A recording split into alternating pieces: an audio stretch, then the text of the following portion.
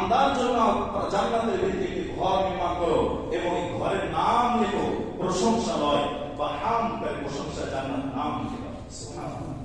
তাহলে এরকম মুহূর্ত, এরকম বিপদের সময় আমাদের চলে আসে, ছেলে সন্তান মেয়ে সন্তান আমাদের অনেকে চলে যায়, যখন আমরা আদর করি এমন সময় আমাদের কাছ থেকে আল্লাহ রাব্বুল আলামিন ছিনিয়ে নেয়, তখন কিন্তু আমাদের কি করতে হবে? ধৈর্য ধারণ করতে হবে।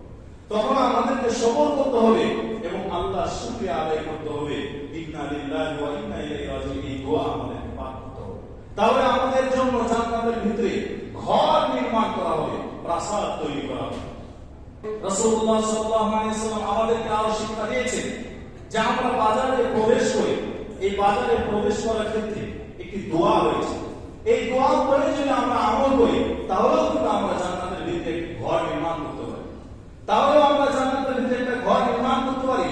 যখন আমরা বাজারে প্রবেশ করব তখন আমরা এই দোয়া পড়ে প্রবেশ করব, লা ইলাহা ইল্লাল্লাহু ওয়াহদাহু লা শারীকা লাহু লাহুল মুলকু ওয়া লাহুল হামদু ইহয়ী ওয়া ইউমীতু ওয়া হুয়া হাইয়্যুন লা ইয়ামুতু বিয়াদিহিল খায়র ওয়া হুয়া আলা কুল্লি শাইইন কাদির। এই দোয়া এত ফজিলত